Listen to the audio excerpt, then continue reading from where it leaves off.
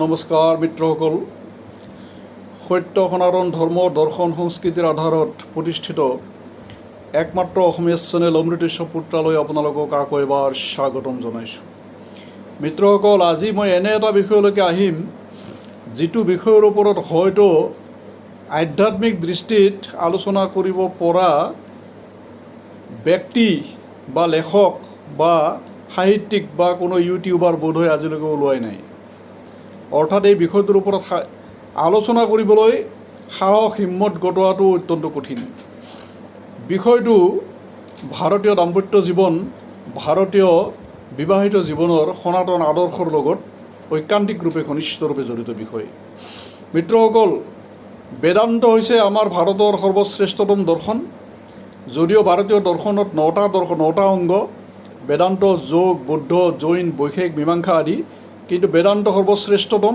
আৰু ভাৰতত ব্যাসদেৱৰ পৰা মহাপুৰুষ শংকৰদেৱৰ পৰা আচাৰ্য বৰিষ্ঠ স্বৰূপানন্দ পৰমহংসদেৱলৈ আৰু আচাৰ্য বৰিষ্ঠ ৰাম শৰ্মালৈ, ঋষি অৰবিন্দ, অনিৰ্বাণ মহাৰাজলৈ সকলো মহাপুৰুষ বেদান্তবাদী। তাৰ ভিতৰত কোনোবাই হয়তো অদ্বৈতবাদী, কোনোবা দ্বৈতবাদী, এইটো কথা বেলেগ। আনকি ইস্কনৰ প্ৰতিষ্ঠাতা শ্ৰীমদ প্ৰভুপাদ সকলো বেদান্তবাদী।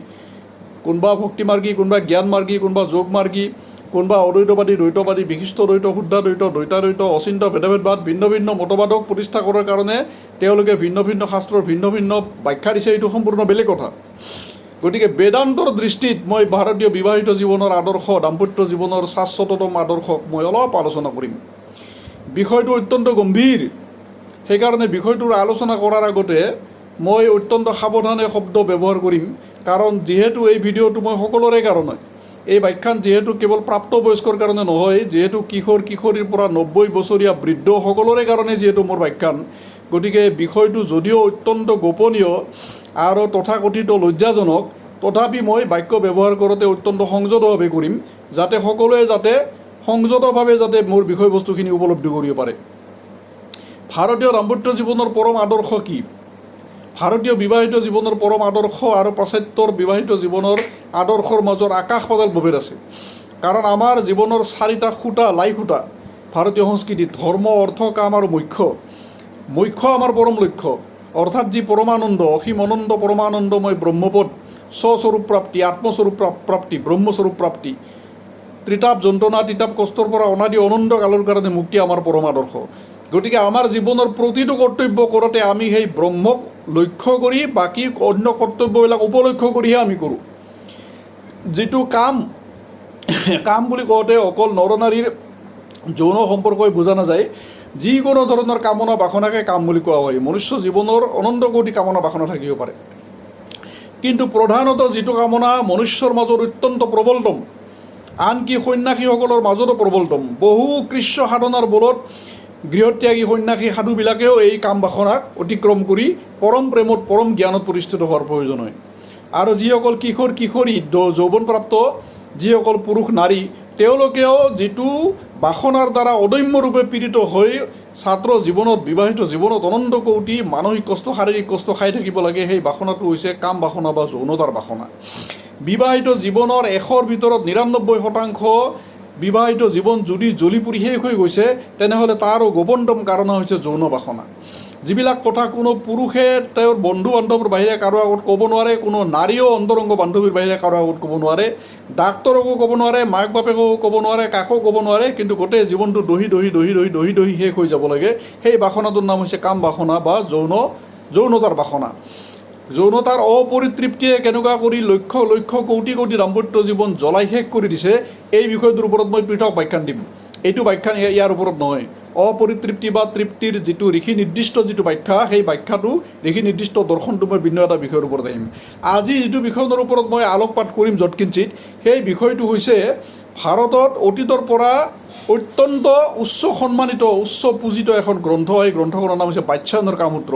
এই বাৎস্যায়নৰ কামসূত্ৰৰ বিষয়ে ঋষিসকলৰ যিটো দৰ্শন, আমাৰ আধুনিক যুগত যিসকল ঋষিকল্প মহাপুৰুষ জন্মিছে, তেওঁলোকৰ ভিতৰত আমি দয়ানন্দ সৰস্বতী আছে, ৰামদেৱ আছে, বালকৃষ্ণ আছে, স্বামী শ্ৰীমৎ শিৱানন্দ সৰস্বতী মহাৰাজ আছে, শ্ৰী শ্ৰী নিগমানন্দ সৰস্বতী পৰমহংসদেৱ, মোৰ গুৰুদেৱ শ্ৰী শ্ৰী স্বৰূপানন্দ পৰমহংস, ঋষি অৰবিন্দ, অনিৰ্বাণ মহাৰাজ, বিবেকানন্দ, বিজয় কৃষ্ণ গোস্বামী, পৰমানন্দ সৰস্বতী, ৰামদাসজী, তপস্বী বাবা বা স্বামী ৰামচুক দাসজী মহাৰাজ বা পথমেৰা মহাৰাজ, গোপালজী মহাৰাজ, কৈলাশ মানৱ, এওঁলোক হৈছে এই 18 শতিকাৰ পৰা 20 শতিকালৈকে আমাক দিগদৰ্শনকাৰী মহাপুৰুষ।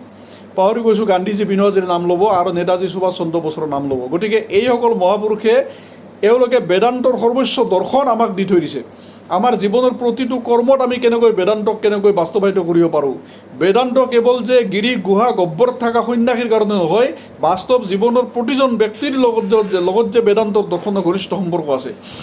এজন মাছমৰীয়াৰ পৰা, এজন তামোল পাণৰ দোকানীৰ পৰা ৰাষ্ট্ৰপতিলৈকে যোনে যি বৃত্তিৰ লগতে জড়িত নহওক কিয়, সকলোৰে জীৱনত যে বেদান্তই যে আলোক দিব পাৰে, সকলোৰে কৰ্মপথ যে বেদান্তই যে প্ৰেৰিত কৰিব পাৰে, সকলোৰে আত্মা যে বেদান্তই ভাস্কৰ কৰি সকলোতকৈ ভয়ংকৰতকৈ ভয়ংকৰ জটিল শাৰীৰিক মানসিক সাংসাৰিক বৈষয়িক সকলো সমস্যাত যে মনুষ্যক যে শাশ্বত পোহৰ দেখাব পাৰে, সেই কথাটো বিবেকানন্দ আদি মহাপুৰুষসকলে বাৰম্বাৰ কৈ থৈ গৈছে তেওঁলোকৰ বেদান্তৰ বক্তৃতাত। গতিকে বাৎসায়নৰ কামসূত্ৰ ভাৰতত কিমান মানুহ আছে মই নাজানো, হয়তো বহু কোটি মানুহ আছে, 100 কোটি প্ৰায় 70 লাখ মানুহ আছে নেকি ভাৰতত। বাৎসায়নৰ কামসূত্ৰক অতি উচ্চ সন্মান দিয়ে সকলোৱে, অতি উচ্চ সন্মান দিয়ে। কিন্তু মই নিজেও বাৎসায়নৰ কামসূত্ৰ পঢ়িছিলোঁ, প্ৰায় ক্লাছ 7-8ৰ পৰাই মই বাৎসায়নৰ কামসূত্ৰ পঢ়িছিলোঁ আৰু বিভিন্ন ধৰণৰ যৌনতাৰ শাস্ত্ৰ মই পঢ়িছিলোঁ বিবাহিত জীৱনৰ ওপৰত। কিন্তু মই যিহেতু অতি সৰুৰ পৰাই ঋষি আদৰ্শৰ প্ৰতি, ঋষি সংস্কৃতিৰ প্ৰতি, ঋষি দৰ্শনৰ প্ৰতি অতি ঘনিষ্ঠৰূপে যিহেতু শ্ৰদ্ধাৱান আছিলোঁ আৰু মহাপুৰুষসকলৰ ৰচনাৱলী অতি সৰুৰ পৰাই যিহেতু পঢ়িছিলোঁ, তেওঁলোকৰ জীৱন দৰ্শনৰ লগত অতি ঘনিষ্ঠৰূপে পৰিচিত হোৱাৰ কাৰণে এই বাৎসায়নৰ কামসূত্ৰই মোৰ শৰীৰত কিন্তু বৃশ্চিক দংশনৰ দৰে ভৌ ভৌ কৰি ভয়ংকৰ যন্ত্ৰণাহে দিছিল। মোৰ শৰীৰত কেৰাচিন ঢালি জ্বলাই দিয়া, যৌতুকৰ নামত জ্বলাই দিয়া বোৱাৰীজনীৰ দৰে শৰীৰত শৰীৰত অসহ্যতম জ্বালা হৈছিল, মনত অসহ্যতম জ্বালা হৈছিল। কাৰণ মোৰ এনে ভাৱ হৈছিল বাৎসায়নৰ কামসূত্ৰবিলাক যেতিয়া মই পঢ়িছিলোঁ আৰু বিভিন্ন ডক্টৰবিলাকে লেখা যিবিলাক যৌনতাৰ শাস্ত্ৰ, যিবিলাক ডক্টৰৰ নামৰ পাছফালে 14টা 18টালৈকে ডিগ্ৰী, সেই ডক্টৰবিলাকে লেখা যৌনতাৰ শাস্ত্ৰবিলাক যেতিয়া পঢ়িছিলোঁ তেতিয়া শৰীৰত মোৰ ভয়ংকৰ জ্বালা হৈছিল। আৰু মোৰ অনুভৱ হৈছিল যে এইবিলাক বিবাহিত জীৱন বা দাম্পত্য জীৱনৰ আচলতে শাস্ত্ৰ নহয়, এইবিলাক আচলতে বেশ্যালয়ৰহে গাইডবুক। এই কথাটো মই পূৰ্ণৰূপে হাড়ে হিমজুৱে সেই সময়ৰ পৰা উপলব্ধি কৰিব পাৰিছিলোঁ। তাৰ পিছত যেতিয়া শ্ৰীমৎ স্বামী শিৱানন্দ সৰস্বতী মহাৰাজৰ যোগবল ৰোগাৰোগ্য আৰু উপনিষদ গ্ৰন্থাৱলী, স্বামী স্বৰূপানন্দ পৰমহংসদেৱৰ বিবাহিতেৰ ব্ৰহ্মচৰ্য, সধবাৰ জীৱন সংযম, বিবাহিতেৰ জীৱন সাধনা, সধবাৰ সংযম আদি অসংখ্য মহাপুৰুষৰ জীৱনী ৰচনাৱলী উপদেশামৃত যেতিয়া পঢ়িলোঁ, যেতিয়া বিজয় কৃষ্ণ গোস্বামীৰ পৰা, লোকনাথ ব্ৰহ্মচাৰীৰ পৰা, গান্ধীজী বিনোৱাজীৰ পৰা মহাপুৰুষসকলে ভাৰতীয় দাম্পত্য জীৱনৰ ওপৰত দিয়া আদৰ্শবিলাক যেতিয়া মই পঢ়িলোঁ, তেতিয়া মই গম পালোঁ যে মোৰ কৈশোৰ কালৰ সেই উপলব্ধি 100 নহয় 500% সত্য আছিল। মই ঠিকেই উপলব্ধি কৰিছিলোঁ। কাৰণ ভাৰতীয় দাম্পত্য জীৱনৰ আদৰ্শ হৈছে দেহৰ মিলনৰ দ্বাৰা আমি যাতে আত্মাত উপনীত হ'ব পাৰোঁ। দেহটো নিমিত্ত মাত্ৰ, আমি দেহক নিমিত্ত কৰি দেহৰ ভিতৰত যি পৰম চৈতন্য আছে, আত্মা আছে, যি আত্মাই মই বা মোৰ স্বৰূপ, যি আত্মাই অহং কৰ্তৃত্ব আদি অজ্ঞান অবিদ্যাৰ দ্বাৰা অহং কৰ্তৃত্বৰ বলি হৈ কিনে জন্মে জন্মে দৈহিক ভৌতিক কষ্ট খাই আছে, সেই আত্মাই যাতে স্বস্বৰূপ উপলব্ধি কৰি যাতে পৰমানন্দময় ভূমানন্দ ব্ৰহ্মানন্দ সাগৰত ডুবিব পাৰে, সেইটো হৈছে ভাৰতীয় দৰ্শনৰ পৰম লক্ষ্য, বেদান্তৰ পৰম লক্ষ্য। আৰু বেদান্তৰ এই পৰম লক্ষ্যই আমাৰ প্ৰতিটো কৰ্মকে নিয়ন্ত্ৰিত কৰা, প্ৰতিটো কৰ্মকে আলোক কেনেকৈ দিব পাৰে তাৰ মাৰ্গ প্ৰদৰ্শন কৰি আছে। যে বিবাহিত জীৱনৰ যিটো পৰম গোপন্তম অংশ, যিটো সেই পৰম গোপন্তম অংশটোক আমি কাম বুলি কওঁ বা যৌনতা বুলি কওঁ। কিন্তু যৌনতা বা কামো আচলতে কোনো অশ্লীল বা কোনো নিৰ্লজ্জ বস্তু নহয়।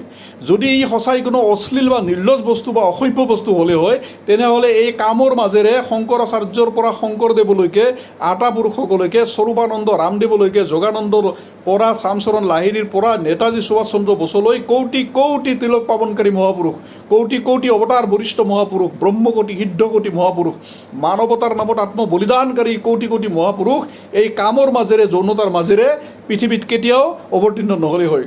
নৰ আৰু নাৰীৰ শৰীৰৰ মিলনৰ মাজেৰে, ৰজবীৰ্যৰ পূৰ্ণ মিলনৰ মাজেৰেহে এই মহাপুৰুষসকল পৃথিৱীত আহিছিল। কোনো মহাপুৰুষ আকাশৰ পৰা বা মাটি ফুটি কিনে জন্ম হোৱা নাছিল। কিন্তু তাতে বিৰাট ডাঙৰ কিন্তু আছে, তেওঁলোকৰ পিতৃ মাতৃৰ কি আদৰ্শৰ ফলত তেওঁলোকৰ পিতৃ মাতৃয়ে এই তিলক পাৱনকাৰী মহাপুৰুষসকলক গৰ্ভত ধাৰণ কৰিব পাৰিছিল। কাৰণ বাৎসায়নৰ কামসূত্ৰই দেখাইছে যে তোমালোক কেৱল দেহ, তোমালোক একমাত্ৰ দেহ, গতিকে দেহৰ সুখ, দেহৰ তৃপ্তিয়ে তোমালোকৰ একমাত্ৰ লক্ষ্য। গতিকে দেহক যিভাৱে সুখ দিব পাৰি, দেহক যিভাৱে বিকৃতত কৰি বিকৃত উপায়ে সুখ দিব পাৰি, বিকৃতত কৰি বিকৃত উপায়ে তৃপ্তি দিব পাৰি, সেইটো হৈছে বাৎসায়নৰ কামসূত্ৰই একমাত্ৰ উপজীব্য। আৰু আধুনিক চিকিৎসকবিলাকে, ডক্টৰবিলাকে যিবিলাক যৌনশাস্ত্ৰ লিখিছে সেইবিলাকৰ একমাত্ৰ লক্ষ্য যে প্ৰতিদিনে নতুন নতুন বিকৃত কৌশলত তোমালোকে সংগম কৰা, প্ৰতিদিনে নতুন নতুন বিকৃত কৌশলত তোমালোকে চুম্বন কৰা, প্ৰতিদিনে নতুন নতুন বিভৎসতম কৌশলত বিকৃততম কৌশলত আলিংগন কৰা, প্ৰত্যেক দিনে নতুন নতুন বিভৎসতম বিকৃততম কৌশলত তোমালোকে নিজৰ শৰীৰৰ পৈশাচিক প্ৰবৃত্তিবিলাক নিজৰ পত্নীৰ লগত পৰিতৃপ্ত কৰি কিনে তোমালোকে একদম তোমালোকৰ দাম্পত্য জীৱনক গণিকালয়ৰ পৰ্যায়লৈকে লৈ যোৱা। সাৱধান, আমি এই ক্ষেত্ৰতে সাৱধান হ'ব লাগিব, কাৰণ শৰীৰৰ মিলনৰ পৰা কোনোবা এটা জীৱাত্মা আহি কিনে আমাৰ গৰ্ভত প্ৰৱেশ কৰিব, মোৰ বীৰ্যৰ মাজেৰে মোৰ পত্নীৰ ৰজৰ মাজেৰে কোনোবা এটা জীৱাত্মা পৃথিৱীত আহি প্ৰৱেশ কৰিব।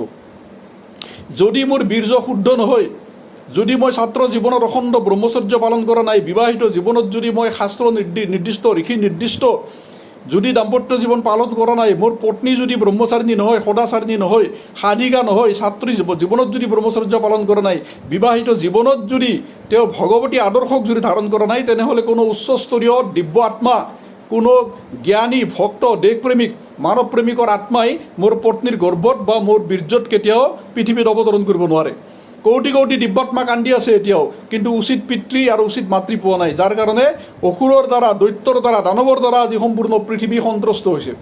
ডেইলি কৌটি কৌটি দানৱ, কৌটি কৌটি অসুৰে মাতৃগৰ্ভত পিতৃ ঔৰসৰ মাজেৰে পৃথিৱীত আহিছে। কাৰণ পিতৃ মাতৃৰ মাজত সেই সাধনাৰ অভাৱ আছে, যি সাধনা এজন পিতৃয়ে আবাল্য কৰিব লাগিব, কৈশোৰ কৰিব লাগিব, যৌৱন কৰিব লাগিব, মৃত্যু কৰিব লাগিব। এগৰাকী নাৰী কৈশোৰ, বাল্য, যৌৱন, মৃত্যু পৰ্যন্ত যি সাধনা কৰিলে দিব্য আত্মা, অৱতাৰ কোটি আত্মা, সিদ্ধ আত্মা, ৰাম শৰ্মা আচাৰ্যৰ দৰে, স্বৰূপানন্দৰ দৰে আত্মা, নেতাজীৰ দৰে, গান্ধীজী বিনোৱাজীৰ দৰে মানৱতাবাদীৰ আত্মা, মানৱতাৰ নামত আত্ম বলিদানকাৰী আত্মাসকল, দেশৰ নামত, ৰাষ্ট্ৰৰ নামত আত্ম বলিদানকাৰী আত্মাসকল, দিব্য আত্মাসকল ধৰাৰ নামত অৱতীৰ্ণ হ'বলৈ পিতৃ মাতৃয়ে কেৱল নিজক দেহ বুলি ভাবিলে নহ'ব। এজন পুৰুষে যদি কেৱল নিজক দেহ বুলি ভাবে, নাৰীয়ে যদি একমাত্ৰ নিজক দেহ বুলি ভাবে যে দেহৰ তৃপ্তিয়ে মোৰ একমাত্ৰ লক্ষ্য, গতিকে মই ডেইলি কুৎসিতত কৰি কুৎসিত উপায় সংগমত লিপ্ত হ'ব লাগিব, ডেইলি বিভৎসত কৰি বিভৎস উপায় সংগমত লিপ্ত হ'ব লাগিব। হাজাৰ হাজাৰ চুম্বনৰ প্ৰণালী, হাজাৰ হাজাৰ আলিংগনৰ প্ৰণালী, হাজাৰ হাজাৰ বিকৃত যৌনাচাৰৰ কৌশল বাহিৰ কৰিব লাগিব, যিবিলাক বাচ্চাজনৰ কামূত্ৰত হাজাৰবাৰ লাখবাৰ কোটিবাৰ আছে, যিবিলাক আধুনিক চিকিৎসকবিলাকে লেখা কামশাস্ত্ৰত হাজাৰবাৰ লাখবাৰ আছে, আনকি চিত্ৰ সহকাৰে আছে। মইতো বাচ্চাজনৰ কামূত্ৰ এনেকুৱা কামূত্ৰ দেখা পাইছোঁ, মুকুল ৰাজ আনন্দৰ দ্বাৰা সম্পাদিত, 2000 না 3000 টকা দাম, তাতেতো এই বম, তাতেতো হাজাৰ হাজাৰ যৌন ব্যভিচাৰৰ চিত্ৰ, হাজাৰ হাজাৰ বিকৃত যৌনাচাৰৰ চিত্ৰ, হাজাৰ হাজাৰ পৈশাচিক যৌনতাৰ যিবিলাক কৌশল বা আসন পোষ্টাৰ, সেইবিলাক তাতে স্পষ্টৰূপে তাতে আঁকি দিয়া আছে। হাজাৰ হাজাৰ লাখ লাখ কোটি কোটি মানুহে এইবিলাক কিনিছে, যাৰ পৰিণতি দাম্পত্য জীৱন আজি বেশ্যা বৃত্তিত পৰিণত হৈছে। লোকনাথ ব্ৰহ্মচাৰী, স্বৰূপানন্দ, ৰাম শৰ্মা আদি মহাপুৰুষসকলেতো কৈছে যে আজি দাম্পত্য জীৱন, দাম্পত্য আদৰ্শ হৈ থকা নাই, আশ্ৰম হৈ থকা নাই, আজি আশ্ৰম যাই কিনে গণিকালয়ত পৰিণত হৈছে, যাৰ পৰিণতি স্বৰূপে কৌটি কৌটি অসুৰ, কৌটি কৌটি দৈত্য দানৱে পৃথিৱীত আহি কিনে সন্ত্ৰস্ত কৰিছে সমগ্ৰ মানৱতা। সমগ্ৰ মানৱতা ব্যভিচাৰ, ভ্ৰষ্টাচাৰ, কদাচাৰ, ধৰ্ষণ, হত্যাকাণ্ডৰ দ্বাৰা, অনীতি, দুৰ্নীতি, অদাচাৰ, ভ্ৰষ্টাচাৰ, কূটনীতি দ্বাৰা সমগ্ৰ বিশ্ব সন্ত্ৰস্ত কৰিছে। গতিকে যদি দেৱ আত্মাসকলক অৱতৰণ কৰিব লাগে, তেনেহ'লে পুৰুষে নিজক দেহ বুলি ভাবিলে নহ'ব, পুৰুষে নিজক আত্মব্ৰহ্ম বুলি ভাবিব লাগিব, নাৰীয়ে নিজক ব্ৰহ্মময়ী বুলি, ব্ৰহ্মস্বৰূপিনী বুলি ভাবিব লাগিব, পুৰুষে নিজক ব্ৰহ্মস্বৰূপ বুলি ভাবিব লাগিব। আৰু যি মতে শাস্ত্ৰত নিৰ্দিষ্ট আছে, যি মতে ঋষিসকলে নিৰ্দেশ দিছে, সেই সময়মতে মিলিত হ'ব লাগিব। মিলিত হোৱাৰ সময়তো তেওঁলোকৰ মন থাকিব লাগিব ভূমধ্যত, চিত্ত থাকিব লাগিব ভ্ৰূমধ্যত, আত্মা থাকিব লাগিব ভ্ৰূমধ্যত অথবা হৃদয়ত। তেওঁলোকৰ শ্বাস প্ৰশ্বাসত ভগৱানৰ নাম উচ্চাৰিত হ'ব লাগিব, চিত্তত ভগৱানৰ স্মৃতি থাকিব লাগিব, মন ভগৱানত ব্ৰহ্মত লীন হৈ থাকিব লাগিব। ব্ৰহ্মত মনক ডুবাই, চিত্তক ডুবাই, প্ৰাণক ডুবাই, আত্মাক ডুবাই প্ৰতি শ্বাস প্ৰশ্বাসত অখণ্ড ব্ৰহ্মনাম স্মৰণ কৰি কৰি পূৰ্ণৰূপে সাত্বিক আহাৰী হৈ, পূৰ্ণৰূপে সদাচাৰী হৈ, উপযুক্ত তিথিত, নক্ষত্ৰ বাৰত, উপযুক্ত সময়ত স্বামী স্ত্ৰী মিলিত হ'ব লাগিব, ৰজ বীৰ্য মিলিত হ'ব লাগিব। তেতিয়াহে দিব্য আত্মাসকলৰ অৱতৰণ হৈ পৃথিৱী দেৱধাম হ'ব, পৃথিৱীৰ সৰ্বদুখ সৰ্বজালা দূৰ হ'ব, পৃথিৱী অসুৰৰ সন্ত্ৰাসৰ পৰা, দৈত্যৰ সন্ত্ৰাসৰ পৰা, পিশাচৰ সন্ত্ৰাসৰ পৰা মুক্ত হৈ মনুষ্যৰ যি চৰম লক্ষ্য দেৱত্ব, শিৱত্ব, ব্ৰহ্মত্ব, সেই ব্ৰহ্মত্ব অভিমুখে আমি যাব পাৰিম। আৰু ধৰা হ'ব দিব্যধাম, ধৰা হ'ব ঐশ্বৰিক ধাম। লাইক কৰিব, শ্বেয়াৰ কৰিব আৰু ছাবস্ক্ৰাইব